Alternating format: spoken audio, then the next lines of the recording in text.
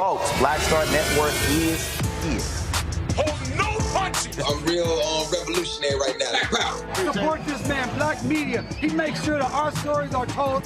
Thank you for being the voice of Black America, Roland. Stay black. I love y'all. All momentum we have now, we have to keep this going. The video looks phenomenal. See, there's a difference between Black Star Network and Black-owned media and something like CNN. You can't be Black-owned media and be scared. It's time to be smart. Bring your eyeballs home. You dig?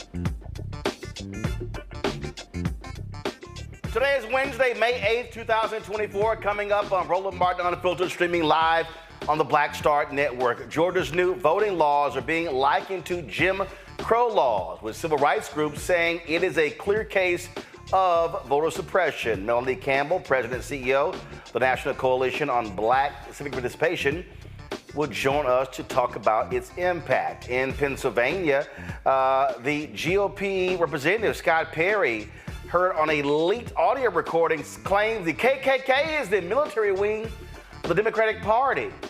He also talked about white replacement theory and how it's real. In Louisiana, Republican Governor Jeff Landry is one step closer to rewriting the state constitution. We'll talk to a Dillard University professor about the dangers of Republicans moving full steam ahead trying to completely rewrite the Constitution. A Texas DA defends his decision to continue terrorizing Crystal Mason after an appeals court acquitted her in the voting case. We're going to play for you what he had to say, and he had lots of detractors at the Tarrant County Commissioner's Court. Plus, a federal court issued a ruling on the controversial classroom censorship provision of the Arkansas's Learn Act. We'll talk with the director of the Educational Opportunities Project from the Lawyers Committee about that. Also, Monday, when Vice President Kamala Harris, when she spoke in Detroit, she talked about forgiving medical debt and student loan debt. It's amazing how many people continue to say that, oh, they're not doing anything for black people. We're talking billions of dollars. I'm gonna unpack that further as well. It's time to bring the funk. I'm Roland Martin Unfiltered on the Black Star Network. Let's go. I need somebody to come in here. I need this. Whatever it is, he's got the scoop, the fact, the find. And when it breaks, he's right on time. And it's rolling.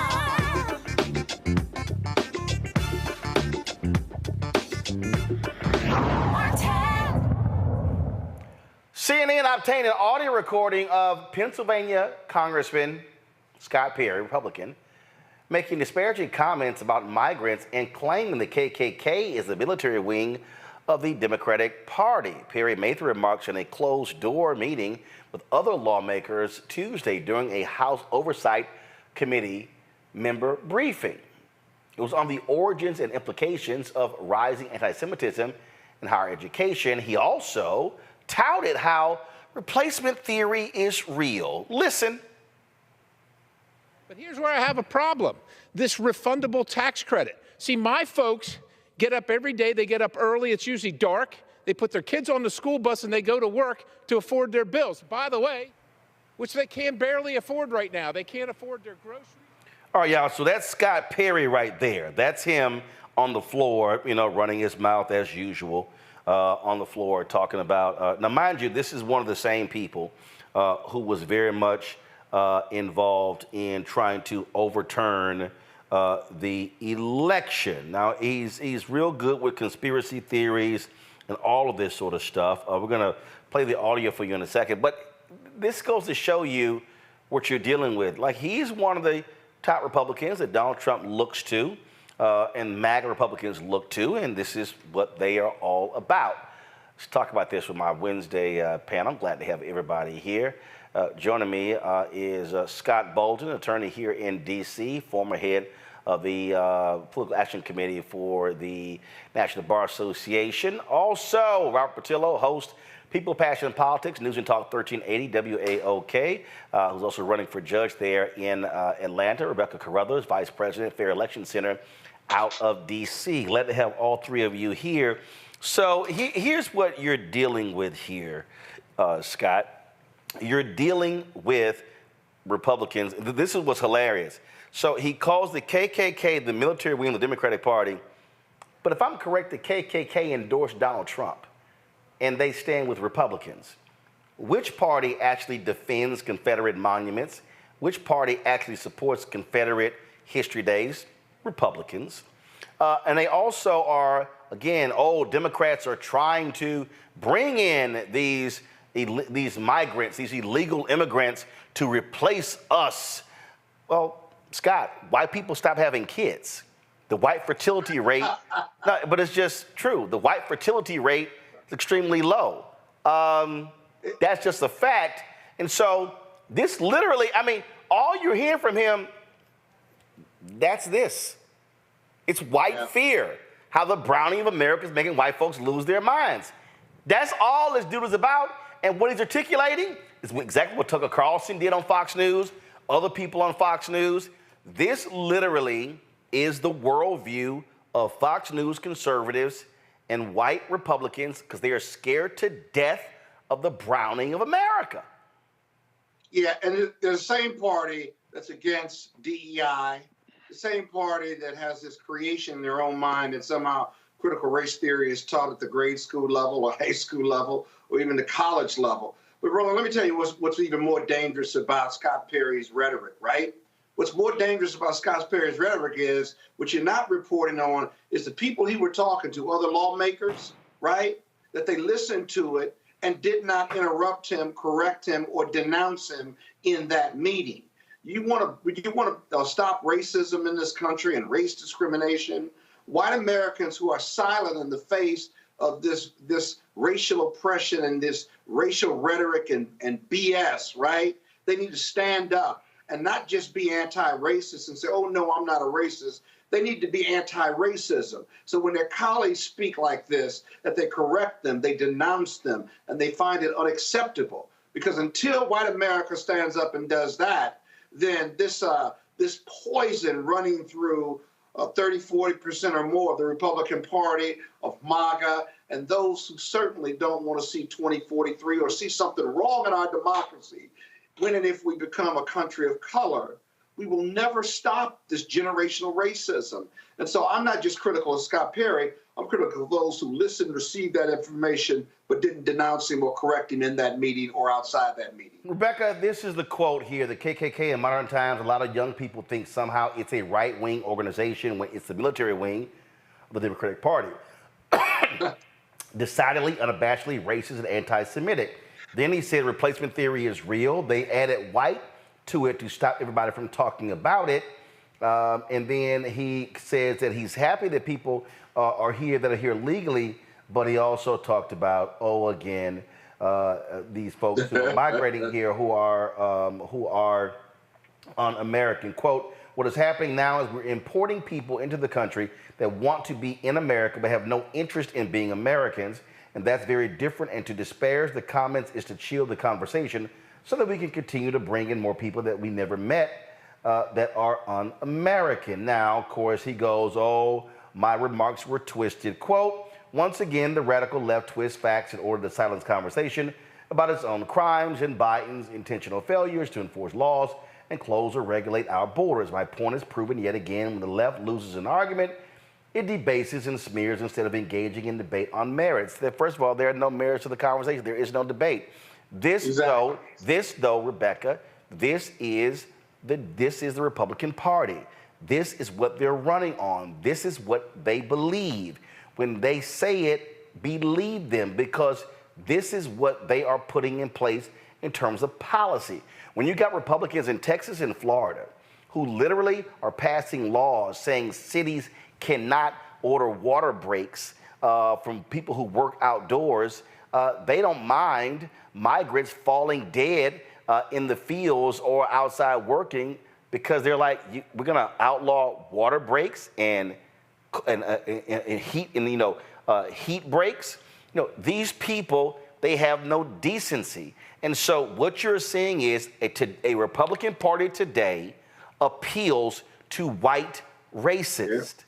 They do. It's just a reality. Roland, so he's right if he was talking about historically, KKK has been tied to the Democratic Party. But for him to say the modern Democratic Party and talking about the KKK now, we know KKK members not only vote Republican, but they endorse Republicans. If he actually was taught critical race theory, he would understand these things. If he was actually taught real history, including the history that him and his ilk are trying to ban, he would understand the difference. Now, is he right that we should do something in immigration? Absolutely.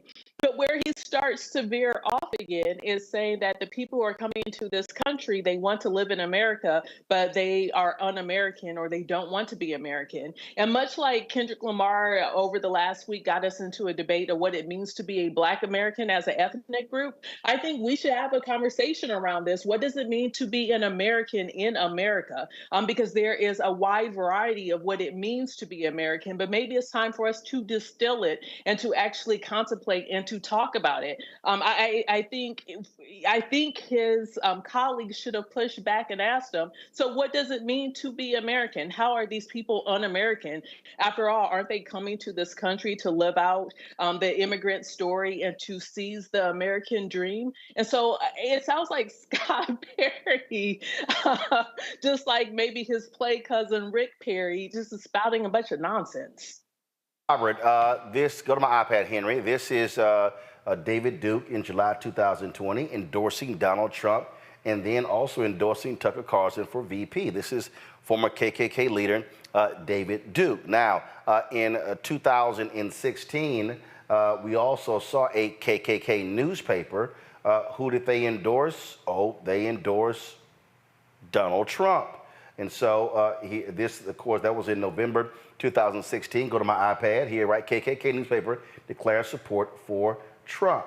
And so it's called The Crusader, one of the white supremacist group's most prominent publications, published a lengthy endorsement and defense of Trump's message on the front page of his current issue under the headline, Make America Great Again. That's just a reality.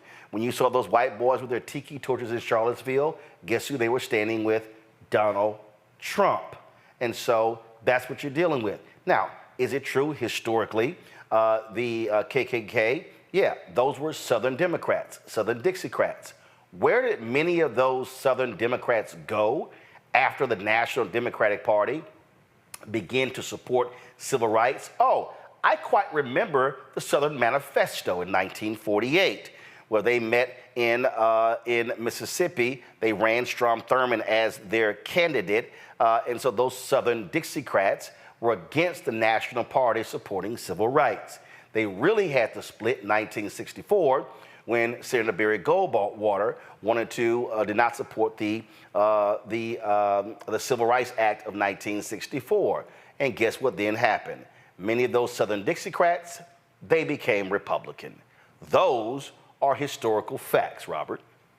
Well, not only are these facts, but just the logic behind his statement doesn't make sense, because when they asked him the question, he said, well, these are the radical leftists smearing me. When they talk about the radical left, they're talking about African Americans, Latino voters, young voters, feminists, pro-abortion, transgenders, gay voters. What about that sounds like the KKK to Mr. Perry? I mean, just from a logical point of view, those people sound like they inhabit the same space when it comes to politics. And then this idea where he said the KKK is the military.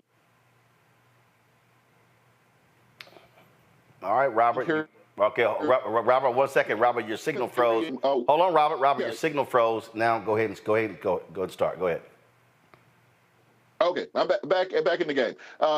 He talks about replacement theory that was posited and made popular by David Duke in the United States of America. That's how it got popularized by the KKK in the late 1980s. The conceptualization around replacement theory is that the white race is somehow separate and sacred. They came to America in order to ensure the progeny of Western European whites because they could not get around the Ottoman Empire to go eastward, and so you had to colonize going westward in order to have access to the Silk Road into the markets of Southeast Asia, and then thereafter, this became the cradle of whiteness in America. This is why during all their conventions, they talk about Western civilization. They're not talking about West Africa. They're not talking about the Iroquois or the Cherokees. They're talking about Western European civilization. And we're seeing this exact same issue rising in European politics. If you look at Giorgia Meloni in Italy, if you look at Viktor Orban in Hungary, who just met with President Trump, if you look at Lukashenko, if you look at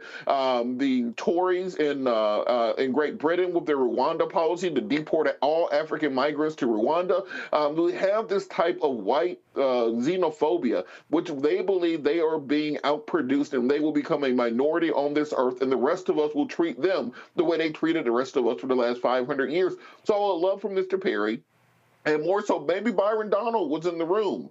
They say that he, is a very strong voice, and he's the African-American in the Republican Party, to really think about what they're saying and the policies they're putting in place, and realize that they are not creating a party that can survive even another decade. There will not be another decade where you can count on old white men to be the backbone of the Republican Party. Lindsey Graham said it a decade ago, they're not making old white men fast enough to keep the Republican Party, and comments and statements and positions like this are what are causing the party and the movement to die.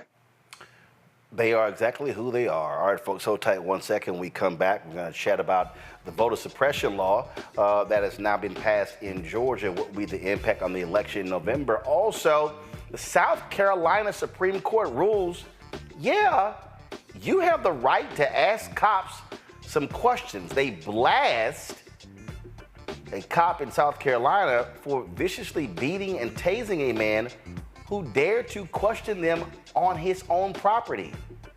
Yeah, shocking in South Carolina. We'll give the details of that case as well. You're watching Roland Martin Unfiltered right here on the Black Star Network. On a next, A Balanced Life with me, Dr. Jackie, the necessity of believing in things you can't see. It's called faith. It comes in all shapes and sizes, and it's powerful.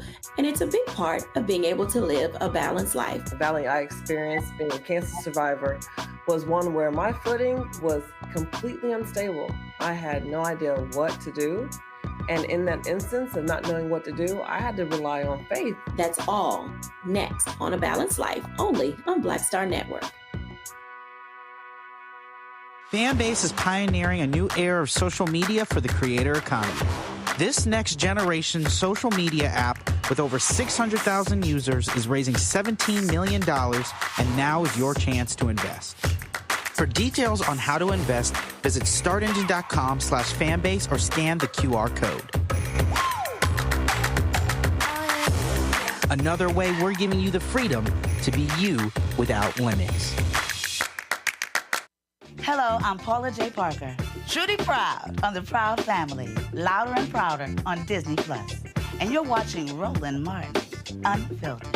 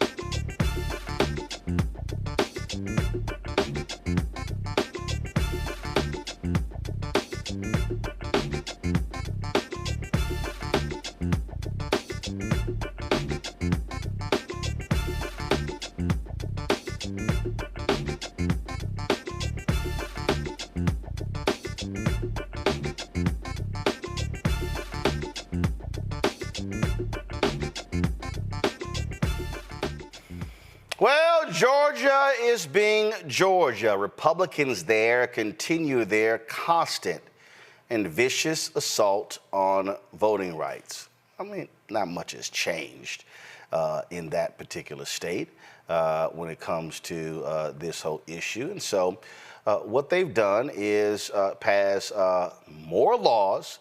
Now, keep in mind, you've seen a massive voter increase, especially among black folks. But now they're like, no, this is too much. So some Georgia civil rights groups say the new election laws are, you know what, going back to Jim Crow, and they are more about voter suppression. Governor Brian Kemp signed Senate Bill 202, which makes sweeping changes to early and mail-in voting, absentee ballots, food and water for folks who are voting in line, and the state election board's ability to take over any underperforming election office. The bill also removes the Secretary of State from the election board. Joining me now is Melanie Campbell, President and CEO of the National Coalition on Black Civic Participation. Melanie, you are what? Y'all in Maryland canvassing? Yeah, we out here in Prince George's County. Early vote ends tomorrow. And so we out here in Prince George's, headed to Baltimore tomorrow for 3 days. Go vote. Go vote. It makes a difference. Go vote. We out here, Roland. So let's talk about this bill that was passed in Georgia. Now, this is what Kim said, quote, Georgia will take another step toward ensuring our elections are secure, accessible, and fair. They're already secure, accessible, and fair. But the bottom line is they actually want to make it harder. This is what the story says here. The new law imposes new voter identification requirements for absentee ballots, empowers state officials to take over local election boards, limits the use of ballot drop boxes, and makes it a crime to approach voters in line to give them food and water. So, wow, that's actually making it better? Well, you know, folks are trying to make sure that they can help one candidate. That's at the end of the day. I'm not being partisan, just factual. They're trying to make it easier, hoping that Donald Trump, because he's fumbling all over himself in court and everything else, so they're going to find ways. They're looking, every time, Roland, we move forward, it goes back to what happened after President Obama was elected. In these red states, in many of them, they just try to change the laws because they can't win fairly. And that's what's happening in Georgia. And so I'm sure a lot of our civil rights lawyer colleagues, Roland, are going to file lawsuits. You're going to make it so that you can make changes 45 days before the election, when it really was, I think it's supposed to be 90 days. So that way you create a lot of confusion, intimidation. Nothing's new under the sun. But we out here at the power of the ballot, and I know folks down there in Georgia, and Deborah and Natasha and Helen and a whole lot of other folks that's out there doing going to fight the fight. But it does make it difficult. This was a two-page bill that all of a sudden blew up into this larger bill. Right. And then this story here that says that, first of all, any Georgian can lodge an unlimited number of challenges to voter registration and eligibility, okay? Now, we saw what happened the last election when Black Voters Matter had to go to court over the similar thing. Also, you've already seen a lawsuit that has been filed against this law from the New Georgia Project, Black Voters Matter Fund, and Rise Inc. And so again, Republicans keep trying to say, oh, this is about making it fair. No, this is about trying to have as many restraints as possible that target African Americans, people of color, because they're still pissed off what happened in 2020 when Biden and Harris won the state and Raphael Warnock and John Ossoff were Democrats elected to the United States Senate.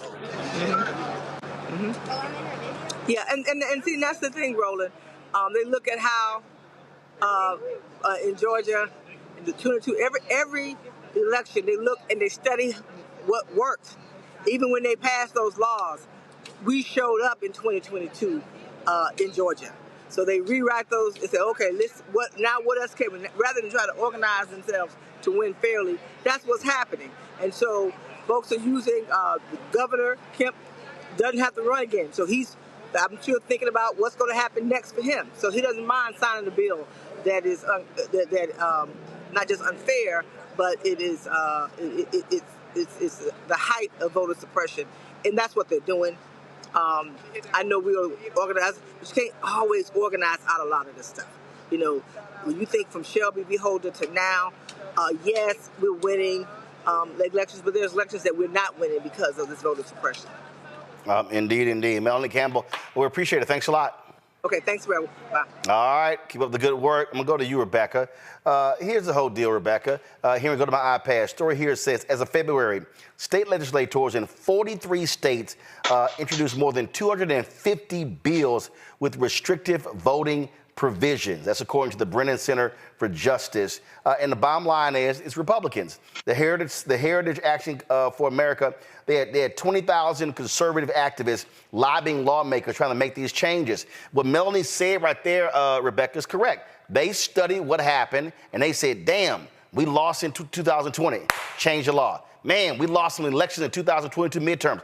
Change the law. The strategy of the Republican Party is to shrink the electorate. If they could decrease, if they can make it harder for black people and Latinos to vote and young people to vote, then their whole deal is we can win if we shave off 2, 3, 4, 5, 6, 8, 10,000 people, remove folks from the voting rolls. Their entire election strategy is to shrink the electorate. Absolutely. We're seeing one particular party in this country try to surgically remove people across the country from the voting rolls. The other thing is, this particular Georgia law, there's some stuff that's on its face that simply runs afoul of federal law. One example, it requires a residential address and registering the vote. Right now, you could fill out a federal voter registration form, and if you are unhoused, i.e. homeless, you can either use the address of the homeless shelter that you may reside, or you could use the intersection of the street in which you live if you indeed actively live on the streets. That's what the federal requirements, it allows for even people who are unhoused to be able to exercise the right to vote. So even on its face, I can see a lot of challenges where there's violations of federal law. Unfortunately, I think the Republican Party has a strategy and a calculus where they think this Supreme Court, where ultimately many of these voting rights cases are going to go up to the Supreme Court, is that there's a calculation of the Supreme Court is not on the side of democracy, not on the side of expansion of voting rights, but is on the side of the party that wants to further restrict people from exercising their right to vote.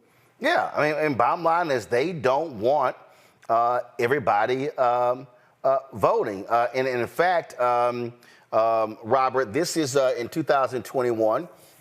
This Congressman John Kavanaugh out of Arizona, this is what he said. There's a fundamental difference between Democrats and Republicans.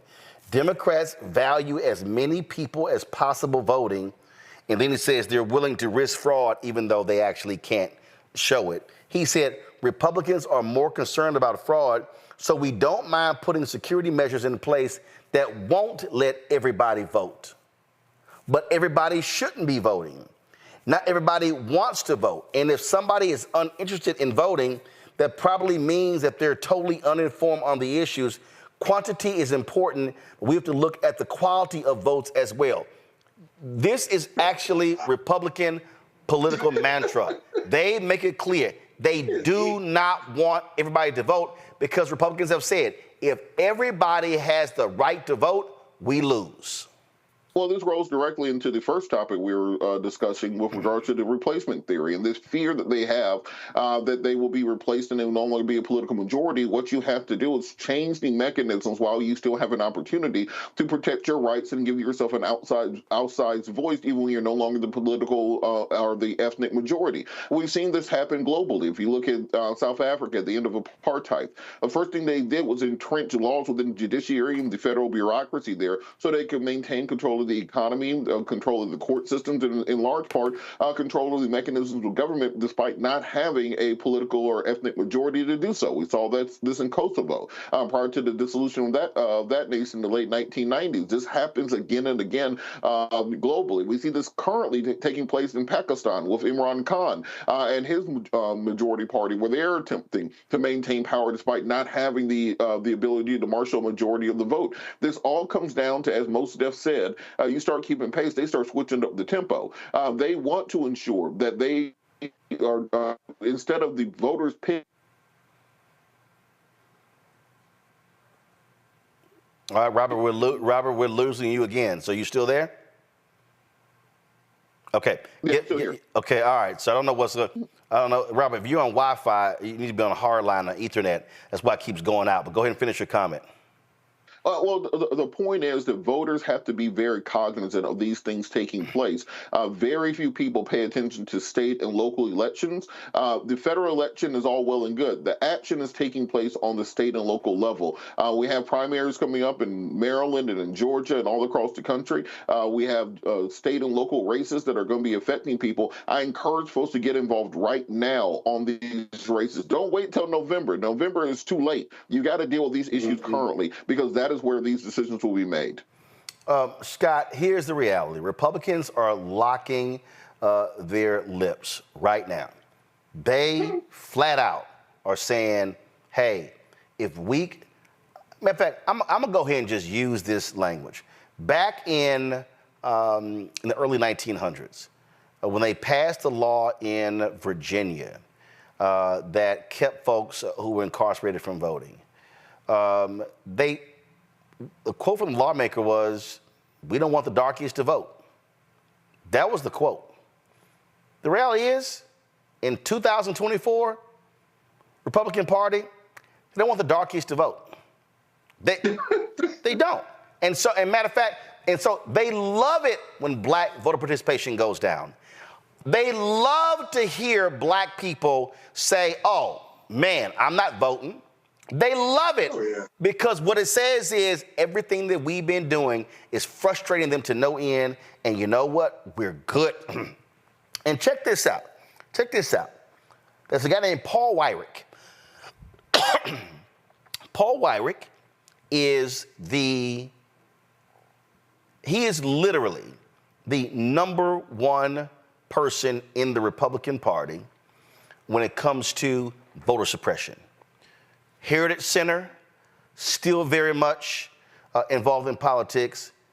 This is what Paul Weyrich, and again, this is their go-to person to change voting laws. This is what he said in 1980. Listen to this, speaking to, go ahead and go to my iPad, you'll see it right here. This is Paul Weyrich, the founding father of the conservative movement, addressing the religious right in the fall of 1980. Now, many of our Christians have what I call the goo-goo syndrome. Good government. They want everybody to vote. I don't want everybody to vote. Elections are not won by a majority of people. They never have been from the beginning of our country, and they are not now. As a matter of fact, our leverage in the elections, quite candidly, goes up as the voting populace goes down.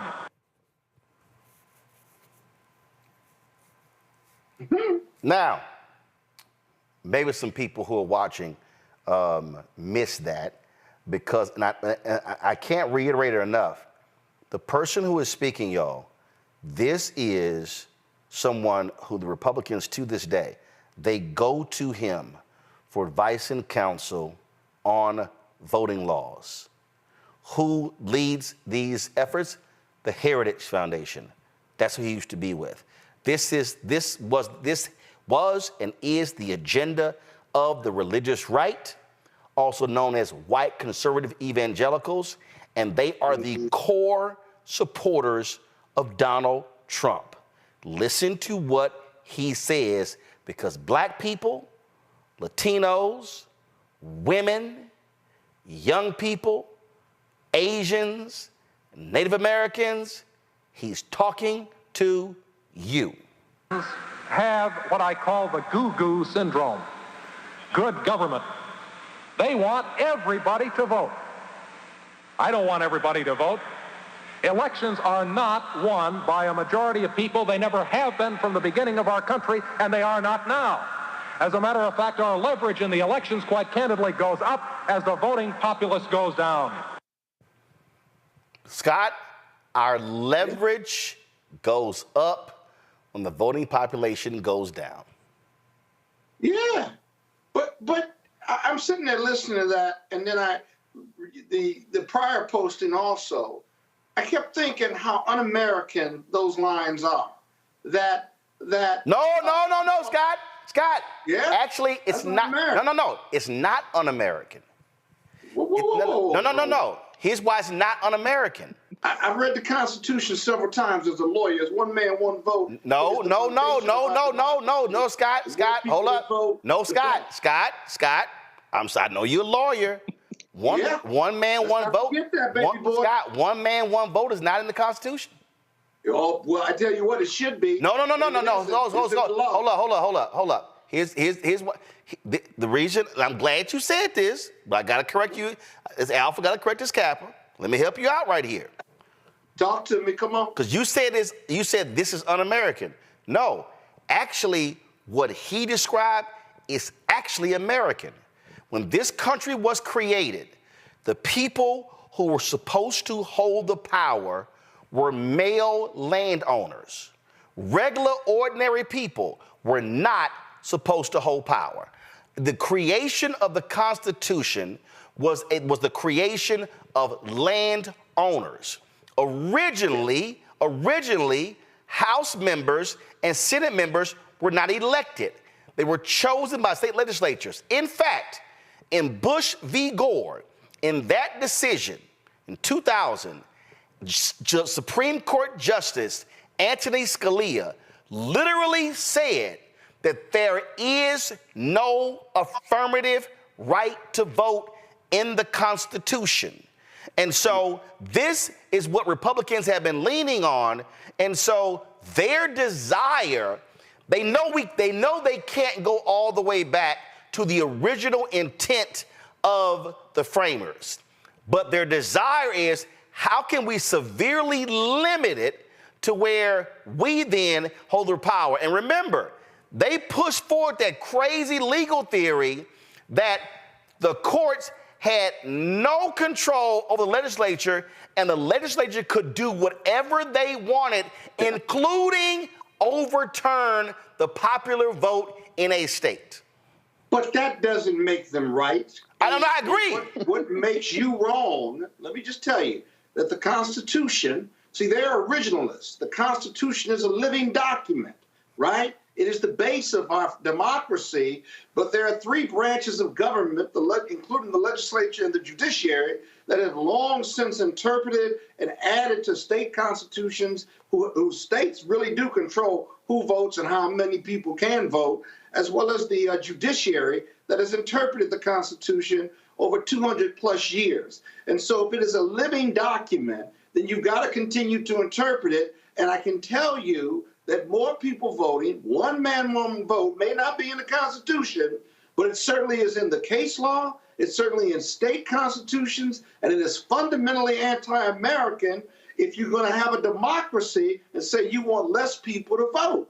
Now, the reason you want less people to vote if you're a Republican is because your ideas and your policies are unpopular. You cannot win with all of America voting. And so you've got to attack the validity of those who would vote. You've got to try to limit them legally, because otherwise you can't win. Think about it.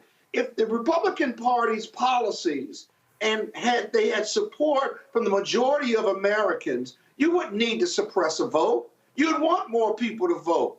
The Democrats want more people to vote because their policies and what they stand for certainly outnumber those of the conservative movement. So the conservative movement finds themselves in this vortex whereby they believe what they want to believe. They tell themselves these stories, but there are not enough people who believe in that bullshit. There just isn't. And so when I say it's un-American, it is un-American. The fact that you want less people to vote and you want less people to decide who the leaders are in this country, and that somehow the minority view should run the majority of this country because black people and brown people and others, they don't see us as human beings. They may say, yes, I don't see color, I see another human being, but that's not true. If you want to make America great again, you say where we've been, at one point we were 3/5 of a human being. The Republicans certainly would like to see that. And whether it's police brutality or how Republicans' policies offend black and brown people and poor people, you can see that in the end, at the core, they don't see us as human beings, because if they did, they would fundamentally treat us better. They would treat us like they're equal, right? They would, but they don't. And so the fact of the matter is one man, one vote is the law of the land. And that's why they are voting. So there's so much voter suppression coming from the Republican Party. It ain't coming from the Democrats, Roland. It's coming from Republicans because they can't win otherwise. But Rebecca, the reason. Oh, just tell me I'm right about something. No, you're wrong. I'm telling you. right about that. That was a cogent response. Scott. Again, this is part of the problem.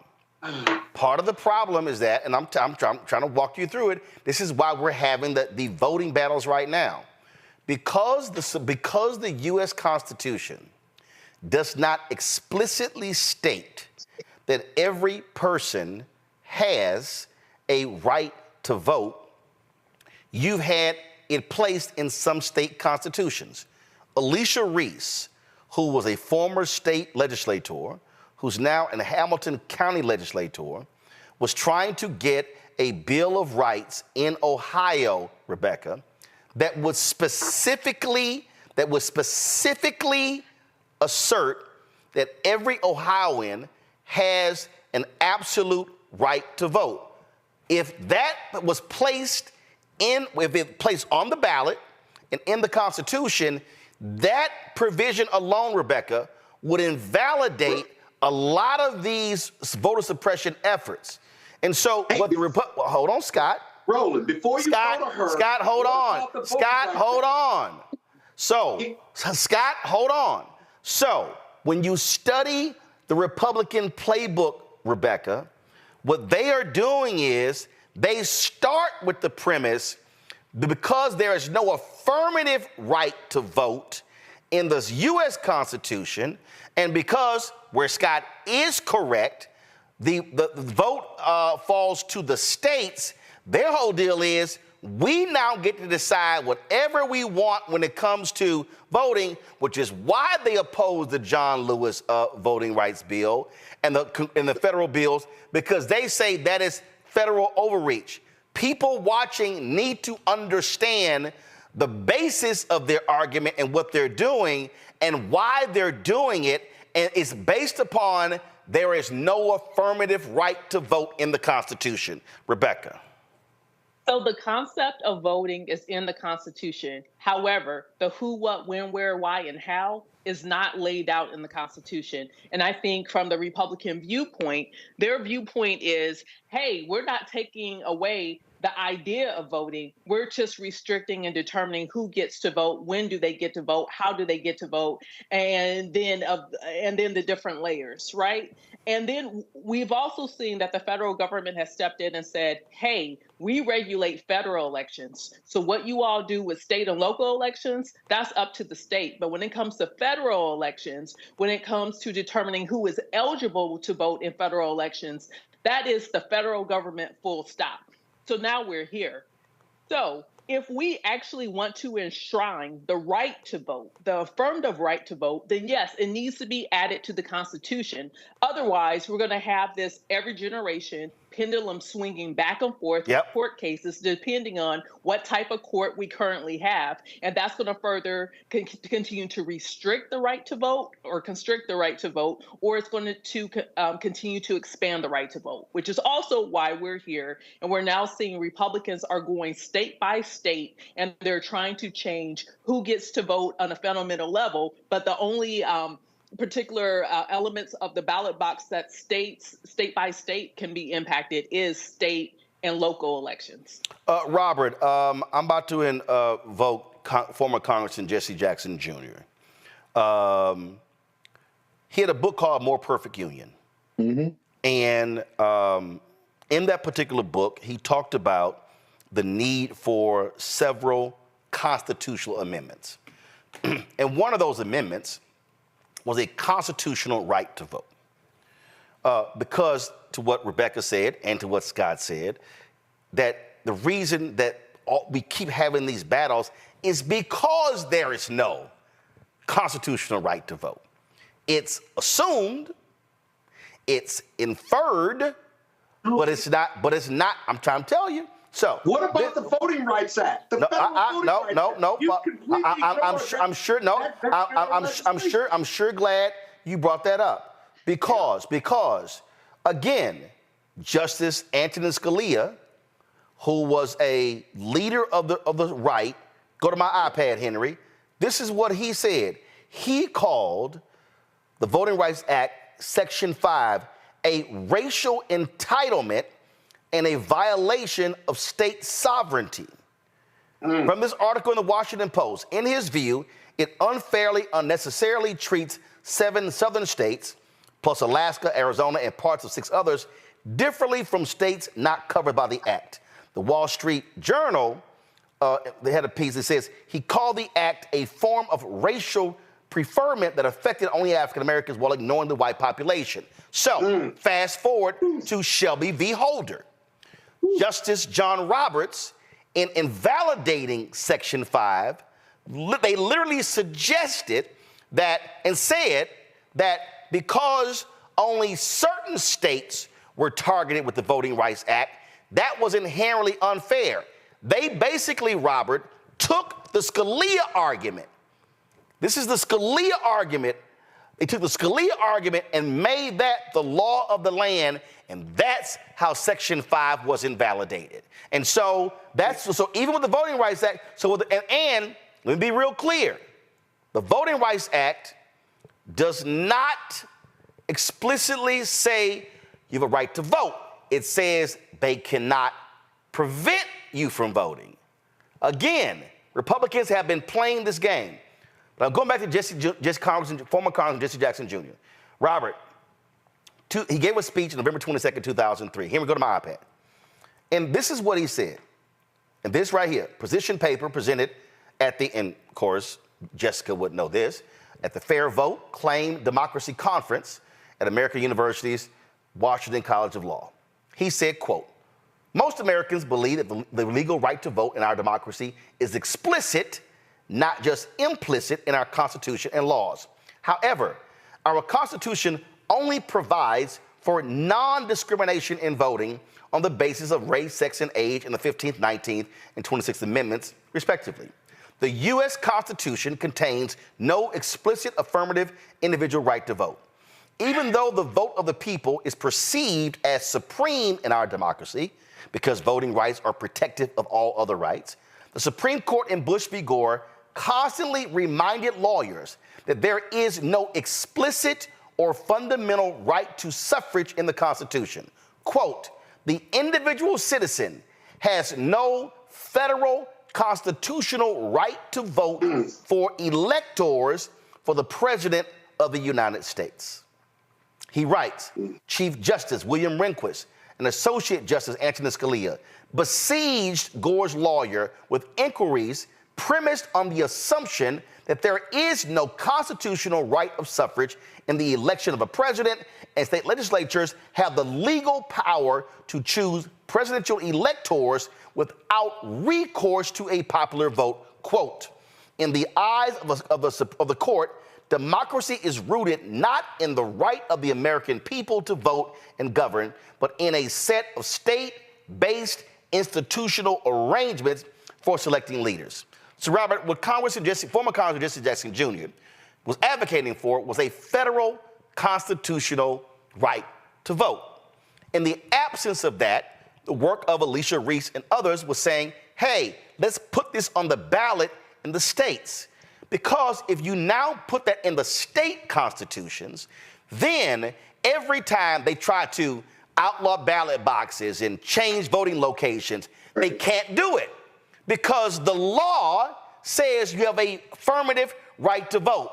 That's why Republicans are fighting the affirmative right to vote, because they know as long as there is no federal law nor state law, they can massage and manipulate the voting rules to fit their agenda.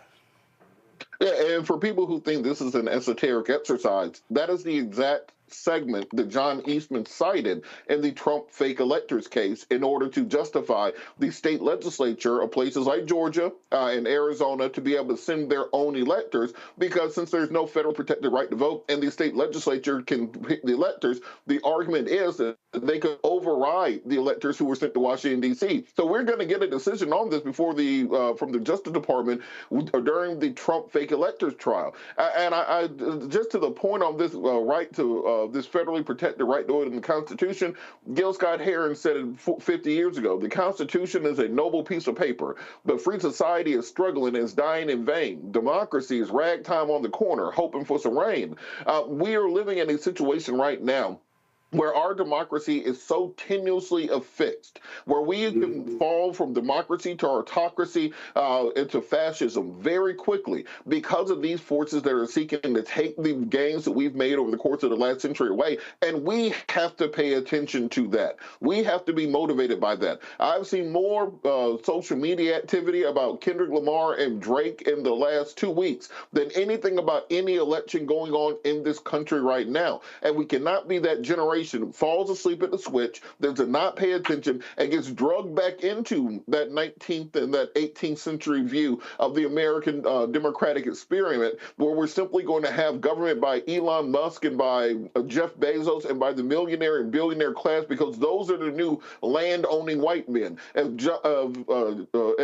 Thomas Jefferson and George Washington were around now, they would be tech bros and Wall Street financiers, and those would be the people running our democracy, and that's what we're seeing happening currently. So we have to take more of an active role in ensuring that we are pushing back and fighting just as hard as the folks on the other side, the same way that they spent nearly 75 years trying to overturn women's right to choose and the Voting Rights Act and all the things that we say make up the civil rights movement. We have to be fighting just as hard to oppose it. See, Scott, this is the thing that was crazy. Here you had Alicia Reese trying desperately to get this amendment on the ballot.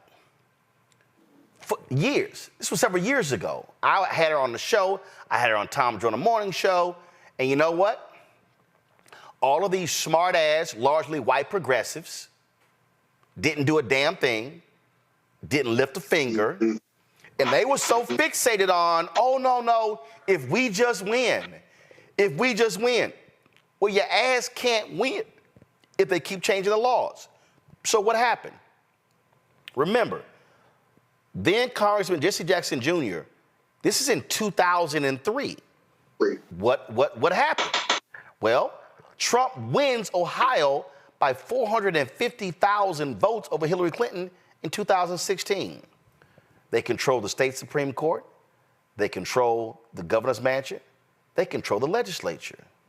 You had a conservative chief justice in Ohio who literally chastised Republicans for political gerrymandering. You know what they said? Y'all can kiss our ass. They ignored the state Supreme Court. What you have here, and again, here we go back to my iPad. This is literally what then Congressman Jesse Jackson Jr. said. He said point blank, right here, only a voting rights amendment can fix these flaws in our Constitution. The 10th Amendment to the Constitution states, the powers not delegated to the United States by the Constitution, nor prohibited by it to the state, are reserved to the states respectively or to the people. Since the word vote appears in the Constitution only with respect to non-discrimination, the so-called right to vote is a state right. Only a constitutional amendment would give every American an individual affirmative citizenship right to vote. Without the constitutional right to vote, Congress can pass voter legislation, and I support progressive electoral reform legislation, but it leaves the states' rights system in place. Currently, Congress mostly uses financial and other incentives to entice the states to cooperate and comply with the law. It's one reason there have been so many problems with the recently passed Help America Vote Act and why many states still have not fully complied with the law. Our states' rights voting system is structured to be separate and unequal. As we saw in the 2000 election, there are 50 states, 3,067 counties, tens of thousands of cities, and many different machines and methods of voting, all separate and unequal. Scott, this is what I would say to progressives if they would truly invest in things properly. Progressives should look at what Desmond Meade and the Florida Rights Restoration Coalition did in Florida with Amendment 4 that passed. Progressives / Democrats should say, Alicia Reese, let's talk about that. Let's put it on the ballot, because Republicans will vote for it. Let's put it on the ballot in the Ohio Constitution mandating an absolute right to vote. Let's put it on the ballot in Michigan. Mm-hmm. Why is that important? Right now, you have a Democratic governor in Michigan, a Democratic legislature, and you have a progressive Supreme Court. Let's put it on the ballot in Wisconsin. Yes, there's a Republican legislature, but you've got a Democratic governor, you have a progressive Supreme Court. Let's put it on the ballot in Pennsylvania, where Democrats control the House and the governor's mansion. And also, you have support there with the Supreme Court. I dare say, even in some of these southern states, if you are able to put it on the ballot, try it there as well. I can't imagine a Republican voting against an affirmative right to a constitution. The biggest problem I had with progressives, and we saw it in Roe v. Wade, they keep going, oh, that's settled law. It's not settled law unless it is a constitutional amendment, either on the federal level or on the state. You can't go federal, target your battleground states first, because that's where the problem is every damn 4 years. Well, Roland, you're actually talking. Okay, you convinced me of the state amendment argument. I'm not conceding, but you've convinced me. Yes, you are, but go ahead. No, I'm not conceding, but I will say this. You're right about that, okay? And that's kind of the longer-term piece, if you will. The shorter-term piece and why progressives aren't enamored with the heavy lifting the state amendment approach would take is because these voter suppression laws in southern states and many other states are still being struck down at the state level and the federal level, including gerrymandering issues and other restrictive voting, voter suppression laws are still being struck down at a much higher rate, at least in the last 5 years. Because you've reported on it and stuff. That seems to be piecemeal, but I don't see why we can't do both. You can go for the state amendment in as many states as you can, but continue to litigate these issues because the courts, conservative or liberal, seem to be open and have been fearless about striking down these voter suppression laws. Well, not in all cases, but in a lot of cases. But Rebecca, it all depends. Yeah, no, you can walk and chew gum at the same time. But Rebecca, here's the point that Scott, the lawyer he is missing. if you have the constitutional amendment, you're not going to have the law. You're not going to have the lawsuits because that's the no. Scott. Yeah. Scott, listen. The reason there are the lawsuits is because there are holes in the law. And so when you have an affirmative constitutional right to vote, Rebecca, now they're like, damn, it's hard now to start screwing with the right to vote because it's now a constitutional amendment.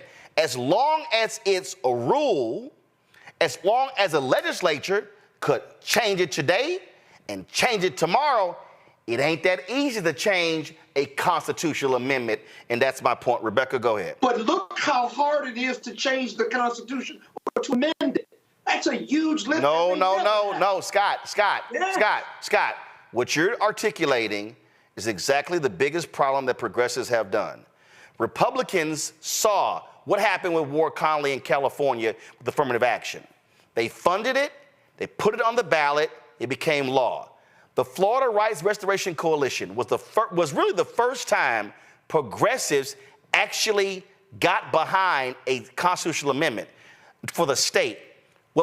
Again, this is what drives me crazy, Rebecca, with a lot of progressives.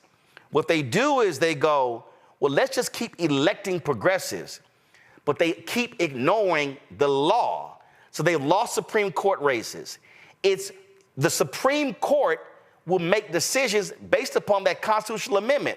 Right now, everything is wide open for interpretation because it's a hodgepodge of laws. If you have an affirmative right to vote, it's hard to get around that, Rebecca.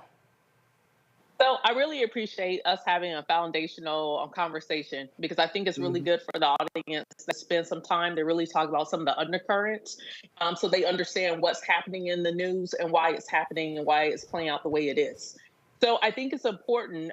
There is something in that article from Jesse Jackson that I thought was really interesting that I want to expound on. He talked about the only reason why you see certain states going along with, federal ways of doing things around elections is because it's a money thing. Either money is being tied to it or it becomes too expensive. So I'm going to give the audience the example of Louisiana. So we all know, or maybe folks don't know, the Constitution spells out every 4 years what the actual day is that we're supposed to have the general election for the President of the United States. The Constitution is very specific. It says the first Tuesday after the first Monday in the month of November every 4 years is when we elect the President of the United States of America, right? Very specific. That's why election day is usually on Tuesdays. However, in Louisiana, they observe the federal election the first Tuesday after the first Monday in the month of November every 4 years. However, their state elections, if there's state elections on the ballot, is usually a few weeks after that first Tuesday after the first Monday in the month of November every 4 years. And so what ends up happening is you'll have a surge of Black voters who will show up for the federal ballot, but then they don't show up then for the subsequent state ballot. And Louisiana is also another state where they have runoffs. And the reason when they have runoffs is because it is rooted in Jim Crow history, because once again, it makes it harder for Black folks to elect a candidate of their choice, i.e. a Black person, in office. And so Jesse Jackson is right. Just because states have done it this way doesn't mean that there is a legal reason that they have to do it this way. And so that is a further argument with why there has to be a constitutional amendment to affirmatively say that there is a right to vote in this country. And if it does not happen on the federal level, at least state by state, we do need to have those changes made. To Scott's point, when he said, well, it's hard to get a constitutional amendment. Yeah, that's the point. That also means that there's protection in that, and it's hard to then overturn when that state is now doing stuff to make sure that people are able to expand the right to vote and people, in fact, actually have the right to vote when they're trying to exercise it. Robert, your final comment, because the discussion that we're having right now is going to dovetail perfectly with our next segment, which is why Republicans are desperately trying to change the Louisiana Constitution. Robert, go. Well, look, for the last 2 decades, one political party has been in the federal judiciary. We've seen attacks on voting rights. We've seen attacks on every single thing that we call the civil rights movement. This is why constitutional amendments on the state level are so crucial, because those are actually durable. They don't depend on the court. They don't depend on the machinations of the political apparatus. They stand the test of time, and we just need to put the money behind them to go state by state to push these things through. All right, folks, hold tight 1 second. When we come back, we're going to talk about what Republicans are trying to do in Louisiana. This discussion we just had is a perfect example of, one, what happens when we don't vote, and then they cement power, and then when they cement power, they wield power. Now folks are up in arms, but they should have been up in arms by low turnout rates in the last election. We're going to unpack what's happening in Louisiana next. Folks, don't forget, support us in what we do. The conversation that we just had and we're about to have, they're not having on MSNBC or Fox News or CNN or ABC or NBC or CBS. And ain't nobody else in black-owned media doing it. Because you know why? There are no other daily shows in black-owned media. Everybody doesn't have one. Essence doesn't have one. Blavely doesn't have one. Not TV One. Not Afro, not Revolt, not Clio TV, and Black Targeted, not BET, not BET Her, not Aspire, not any of these. And so we've got to have places where we're having these real conversations. And sure, there's some great weekly podcasts out there, but they're once a week. Roland Martin Unfiltered, we're here 5 days a week. We have other daily shows. We have other weekly shows. So when you support this show and this network, you are supporting a black-owned media ecosystem and infrastructure that's about speaking to our issues.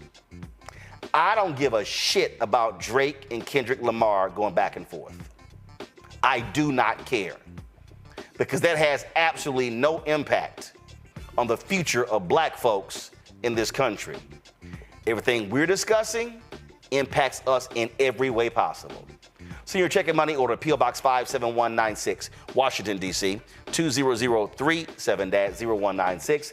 Cash App is $RM Unfiltered. PayPal, R Martin Unfiltered. Venmo is RM Unfiltered. Zelle, Roland at RolandSMartin.com, Roland at RolandMartinUnfiltered.com. Download the Black Civic Network app, Apple phone, Android phone, Apple TV, Android TV, Roku, Amazon Fire TV, Xbox One, Samsung Smart TV. We'll be right back. First, President Barack Obama's road to the White House. We got about 500 copies of the book available. And so this actually is all of the coverage of the 2008 election. But the other thing is this here. I talked to folks like Malik Yoba, Hill Harper, Erica Alexander, Kevin Lau, Spike Lee, Tatiana Ali.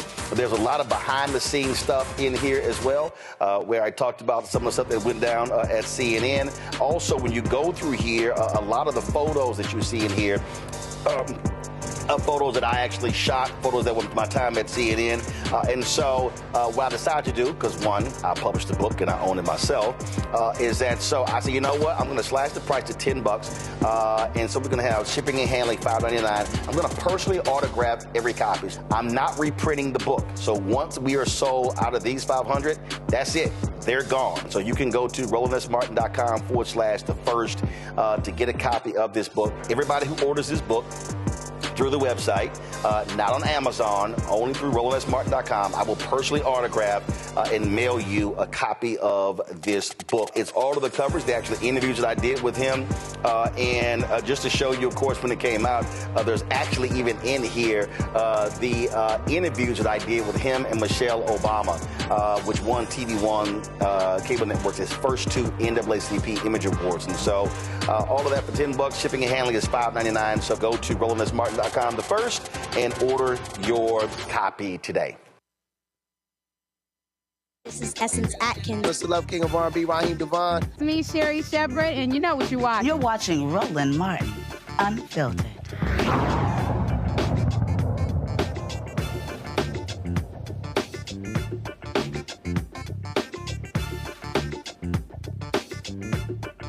For the hot shot. All right. All right. Hashtag we tried to tell you. When we were talking about the Louisiana gubernatorial election and all the statewide seats, Gary Chambers was talking about it. We were warning y'all. And when I said, beware of sitting your ass at home because stuff is going to go down that you don't like, it's playing out. Y'all, Jeff Landry ain't been the governor for 6 months. And hardcore MAGA right-wing extremists out of their damn mind Republicans are going mad in Louisiana. They just rejected a rape and incest exception for abortion in the state.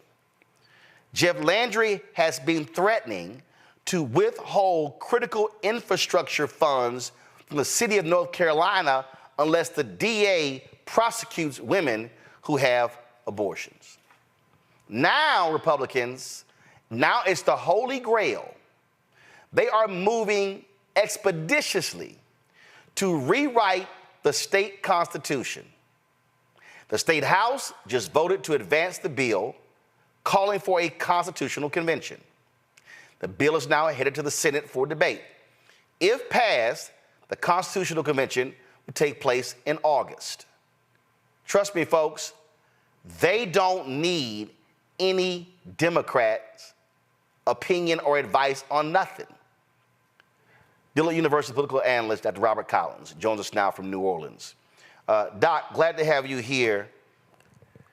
You know, it drives me crazy when we talk about this stuff and people say, man, you just trying to get us to vote Democrat, you on the plantation, man, that stuff don't mean nothing, we not gonna be hurt, we done survived Republicans in power before. When you start talking about changing the Constitution, what did Rebecca say? Now, when you enshrine it in the Constitution, you can't just change it with the legislature because it is locked into place. It's locked into place. Once the Constitution is rewritten, the only way you can change it is to call another constitutional convention, which of course takes supermajorities in both houses of the state legislature, and then a full vote of the people in a statewide election. Meaning, if Democrats clawed back and took the supermajority away from the Republicans, it wouldn't matter because they would still be in power. If it doesn't pass the House and the Senate, it don't matter. Yeah, the Democrats would have to get supermajorities in both houses, which is not going to happen. Walk people through the type of dastardly, evil bills these Republicans have been quickly advancing. And folk watching and listening, I need y'all to understand, when I say quickly, I'm talking about they are moving at lightning speed, Robert. Mm-hmm. Well, whoa, we just had okay, all right. We had a... Okay, actually, Robert, hold 1 second. We had a power surge, so now start your question over again, your answer over again. Go ahead. Okay, so, everything the governor said he was going to do, he was going to do. So we had a crime session first. That was a special session. So they did away with parole, did away with probation. So basically, you have to serve your entire sentence. Now, they actually reversed a lot of the criminal justice reform measures passed, interestingly enough, with bipartisan support by the previous administration. So things like decriminalizing small amounts of marijuana, bills that stopped automatically putting mugshots online until those cases had been adjudicated. So all of these bills have, again, that were just passed a couple of years ago with a lot of Republican votes. All of these bills are now being repealed.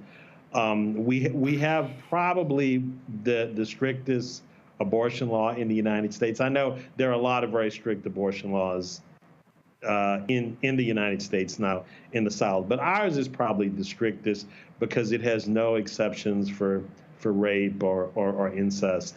I mean, it's a pretty absolutist law. There's legislation now to outlaw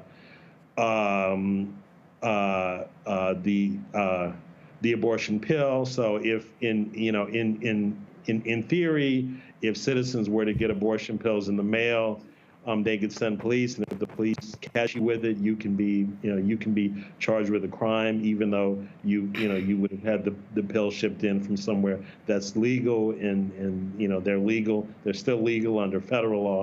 So just very, very draconian conservative measures, which again, I mean, it doesn't surprise me at all because the governor said he was going to do these things. So this is not a shock. It's not like the governor was hiding who he is and then he jumped up and said, oh, here I am, I'm going to do all this secret stuff. No, the governor said exactly what he was going to do. So, and he's just doing, he's doing what he promised his voters to do. Well, see, this reminds me of, so this is like when Democrats are like, oh my God, I can't believe they overturned Roe v. Wade. I'm like, they've been telling your dumb ass for 50 years. That's what their plan was. So it wasn't like it was a surprise. But again, and so what's interesting to me, when I see these people now reacting, I'm sitting there going, see, this is what happens when you spend more time focusing on going to the homecoming game on election day than actually going out to vote. Then this is what happens when people are like, well, man, we didn't know that was an election, but a bunch of other people clearly knew that was an election. This is the frustration for me is trying to get our people to understand we can't be operating on the defensive and going, oh my God, what is happening when the man said I was going to do it. Mm-hmm.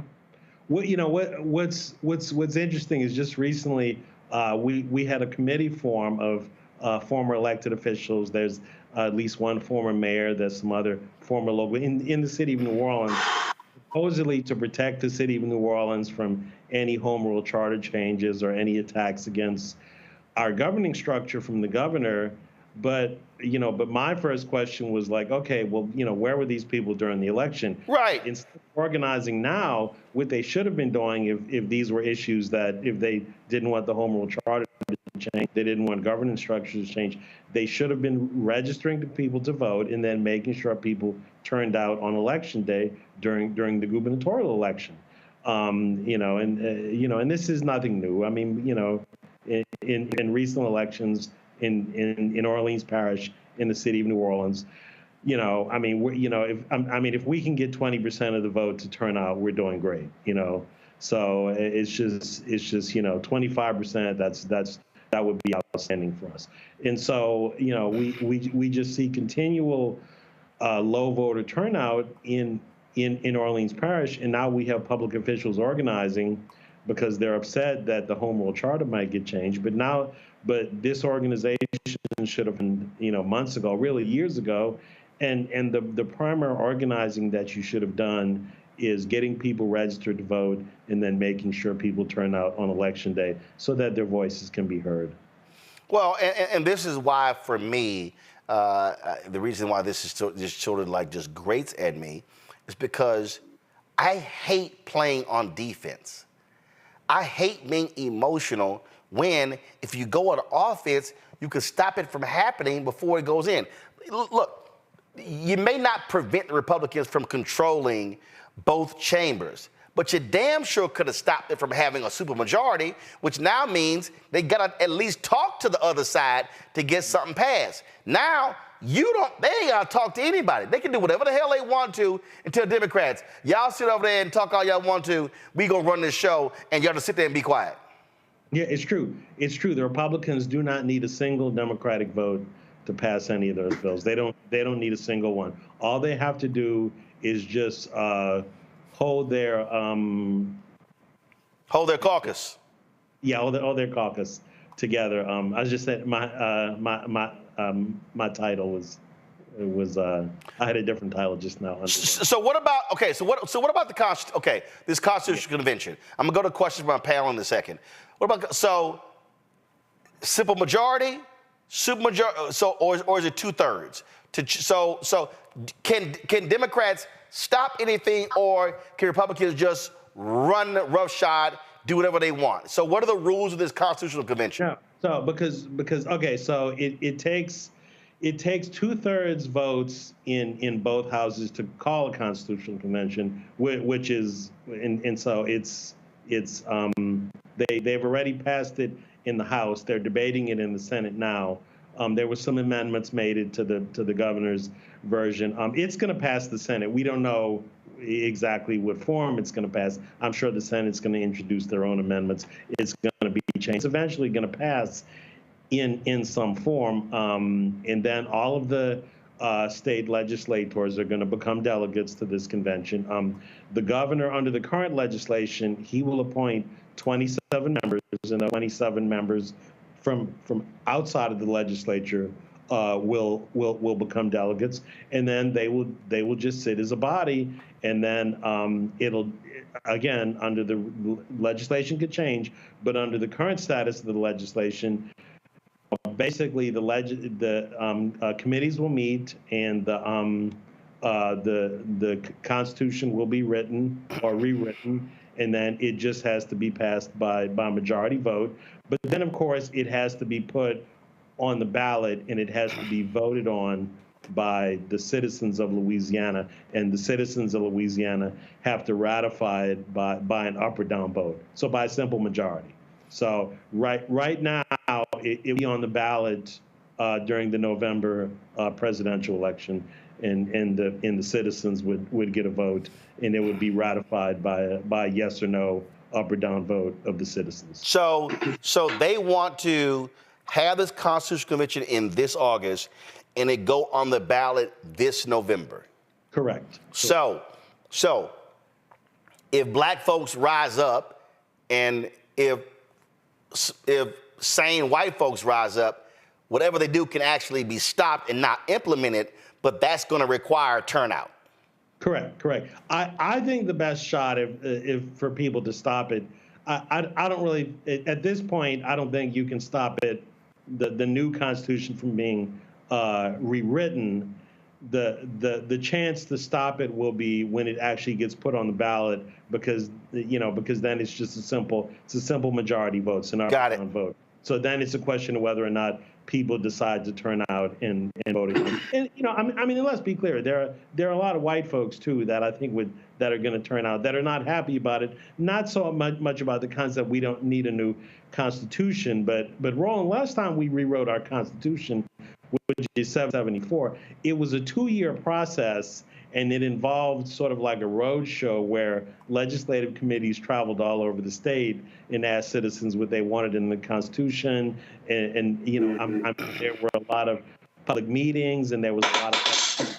Keep in mind, this would be a 2 to 3 week process. So there are a lot of people, including a lot of Republicans, who are saying, "Wait a minute, this is too fast. This is, we're not going to have enough time to have public input of this bill." So I think that if something's going to sink the bill, or something's going to sink the new Constitution being ratified, that's what might sink it, because a lot of people are saying it's being rushed, and there's just not enough citizen input as to what they need. Robert? So on that point, what is the plan in order to try to push these things through? Is it more public education? Is it engaging more of the state legislature? Because I believe for this works, it can be replicated around the country. Well, you mean what is the plan of the Republicans to pass the Constitution? Or? Exactly, because I've been talking to conservatives for years. They want to have a constitutional convention or convention of the state. They want to reform our Constitution, not to 1789. They want to reform our Constitution to the Articles of Confederacy and enshrine white supremacy in our Constitution, and do that on a nationwide level. What is the plan? If they're doing that there, I believe they will start metastasizing nationwide, and we'll start seeing this be the norm as opposed to the aberration. Yep. Sure. I think, well, their plan is, I think, and this is just my view, I think their plan is that a lot of people are not paying attention right now. We just saw a poll by one of the local state pollsters who did a poll and listed, what is your number one issue? And of course, most people said crime. Secondary, people said economy and jobs. Only 1% of the respondents to the poll said that the Constitution or the Constitutional Convention was an issue of theirs. So I think the people that are trying to write the Constitution, their assumption is that most people are not paying attention right now because they just don't care. And so I think their hope is, it's a complicated process. It's a complicated process. And so their hope is that they can go ahead and get it passed and put it on the ballot. And then they know they'll have very high Republican turnout because Trump always carries our state, and he will in the next election. And so they know they're just going to put it on the ballot, and they're just going to say, oh, by the way, while you're there voting for President Trump, please vote for this constitutional rewrite. Knowing that most people have not read it and don't know what's in it, and will just go along with what their governor tells them to do. Rebecca. Thank you for being on the show tonight. I'm concerned about the Black people in Louisiana. So right now, the Democratic Party in Louisiana is impotent and feckless. The Republican Party in Louisiana is power hungry. So do Black folks take over the Democratic Party and try to fight back, or they cut a deal with the Republicans? What's the best path forward for the Black communities in Louisiana? Well, I can tell you. So we just did get a new chair of the Louisiana Democratic Party. The old chair was seen as being ineffective by Democratic activists, and so there was an election for new members of the State Central Committee, and a lot of community organizers organized and ran. And so they removed the former chair, and we got a new chair of the Louisiana Democratic Party who is African American. He's a lawyer and a former state representative, former colonel in the U.S. Army, and so he's and so we'll see what he does with the party. He's brand new. He's only been, I guess, about a month. He's only been there 3-4 weeks. So we'll see what but the entire party is going to have to be reformed from the bottom up, not just from the top down, to become an organized party again. Now as far as cutting a deal with the Republicans, I can tell you. So in past legislatures, the legislative Black Caucus did occasionally need to cut deals with the Republicans to get their issues taken care of. And they basically served as the swing vote between factions of Republicans. So you had the very conservative Republicans and the somewhat conservative Republicans, and they would fight over committee chairmanships or who got to be speakers. And the Black Caucus would come together, and they would serve as the swing vote in those disputes, and in return they would get some committee chairmanships and some of their issues. But the problem is now that the Republicans have supermajorities in both houses for the first time, literally for the first time in Louisiana history. The issue now is that they don't really have to play ball with the Black Caucus anymore. Now, what's going to happen eventually? At some point in time in the future, there will be more factionalism, and the Republicans will fight amongst themselves, and so then the Black Caucus, and those guys are normally pretty smart about things because they have to be to survive. They will come in and they will serve mediators and they will serve as tiebreakers on some of those votes. So I'm not saying that I don't think it would be accurate to say the Black Caucus doesn't matter. They still matter because they do vote together and have a block of votes, but they don't have as much influence that they had in previous state legislatures, just because the reality that the Republicans have the supermajorities in both houses. Can I ask a follow-up? Yep.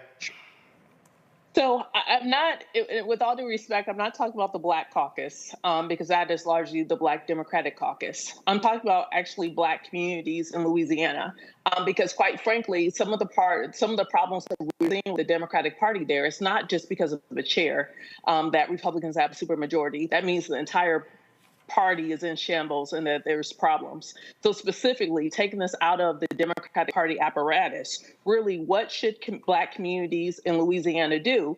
Because I don't know that Black communities have a few months of wait to see what these new folks, because, you know, not everybody is like us, and all skin folk ain't kinfolk. So really, what should the average everyday Black person in Louisiana do in this type of situation to make sure that their family is protected moving forward?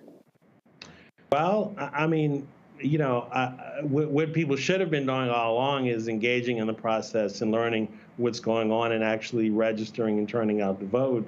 Now the community is in. If you're on the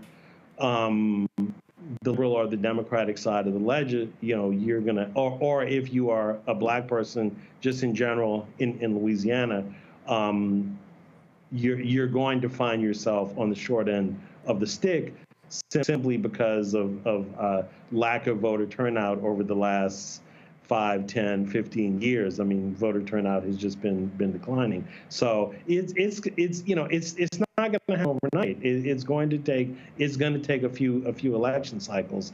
And now keep in mind, I mean, I'm a political analyst guy, so I know you're probably asking a more general question about you know, community organizing, et cetera.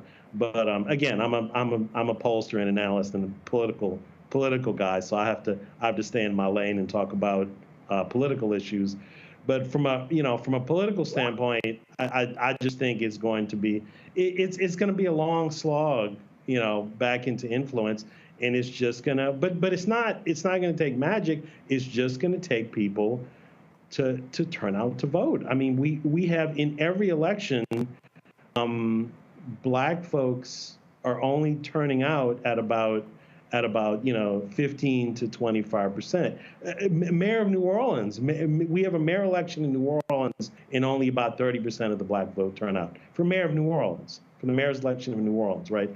Local election, who the mayor is directly affects your life, and we can only get about 30% of our voters to turn out. Well, okay. So before I go to Scott, so with that said, who the hell in Louisiana is putting in the work?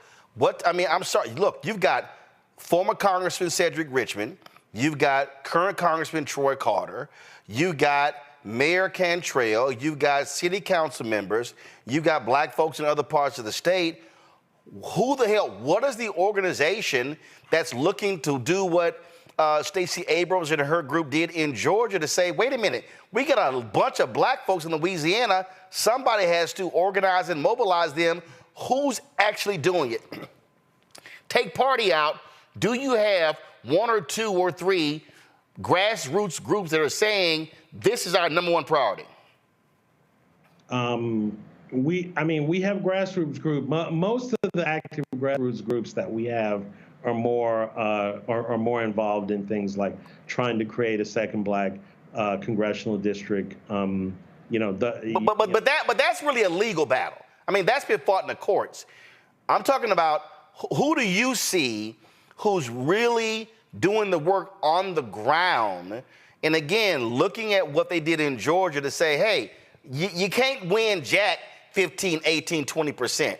I know Black Voters Matter is doing some stuff in Louisiana.